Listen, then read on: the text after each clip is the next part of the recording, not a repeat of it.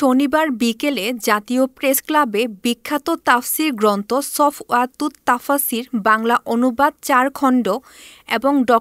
আ.ফ.ম. খালিদ রচনা সমগ্র এর মোড়ক উন্মোচন ও ইফতার মাহফিল অনুষ্ঠিত। রিপোর্ট শাহজালাল ভূঁইয়া উজ্জ্বল।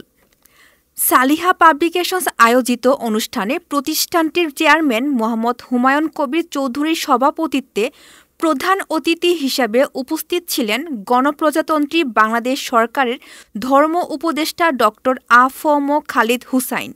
বিশেষ অতিথি হিসেবে উপস্থিত ছিলেন জাতীয় প্রেসক্লাবের সাধারণ সম্পাদক আইয়ুব ভূঁইয়া।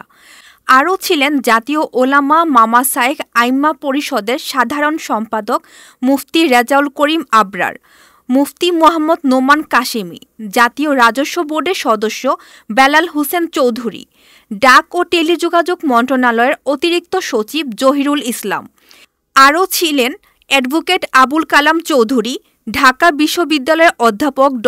আব্দুল জাহের, ঢাকা রেঞ্জের অতিরিক্ত ডিআইজি আব্দুল মাবুদ, শিশু হৃদরোগ বিশেষজ্ঞ ডাক্তার আতাউল্লাহ বিপ্লব প্রমুখ।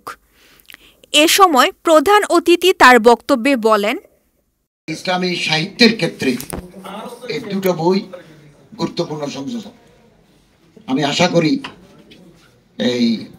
এই দুটো বই পাঠকপ্রিয়তা পাবে এবং নিজেদের ঘরে রাখার মতো একটা আকর গ্রন্থ। আমি রচনা সমগ্রকে আরো পরবর্তী, এটা প্রথম খণ্ড, আরো পরবর্তী খণ্ড ইনশাআল্লাহ সংযোজন করব। আনোয়ার লাইব্রেরি যদি সম্মত থাকেন, সালাহা পাবলিকেশন যদি এগিয়ে আসেন এবং ধর্মীয় উদ্দীপনা নিয়ে রিলিজিয়াস ফারবার এনথুজিয়াজম, কারণ আমরা আশাবাদী বাংলা সাহিত্যে গুণগত পরিবর্তন আসবে। আমি অত্যন্ত খুশি যে আমার দেশের ওলামায়ে কেরাম, বিশেষ করে কওমি ওলামায়ে কেরাম, অনুবাদ আরবি থেকে বাংলা থেকে অনুবাদের ক্ষেত্রে অসামান্য অবদান তারা রেখেছে। আমরা যখন বিশ্ববিদ্যালয়ের ছাত্র, তখন ফাতেমি ইতিহাস, হিস্ট্রি অফ স্পেন, এই সমস্ত বই বাংলা খুব পর্যাপ্ত ছিল। আমাদেরকে ডোজি স্প্যানিশ ইসলাম পড়তে হতো, অথবা ইংরেজিতে ফাতেমাইটস খেলাফত পড়তে হতো।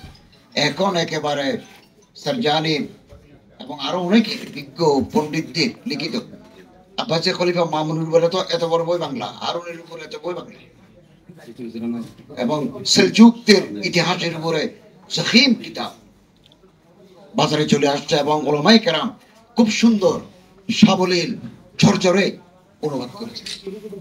এবার কম কম বয়সী ছেলেরা, আমাদের সন্তানের বয়সী, আমরা অত্যন্ত আনন্দিত। আমরা এরকম একটা গুণগত পরিবর্তন চেয়েছিলাম এবং আশাবাদী ভারতে যেমন ওলামায়ে কেরাম উর্দু সাহিত্যের উপর পুরস্কার পান, বাংলাদেশের ওলামায়ে কেরামও বাংলা সাহিত্যের উপর আগামী দিনে পুরস্কার পাবেন, এই প্রত্যাশা, এই প্রতীতি আমার আছে।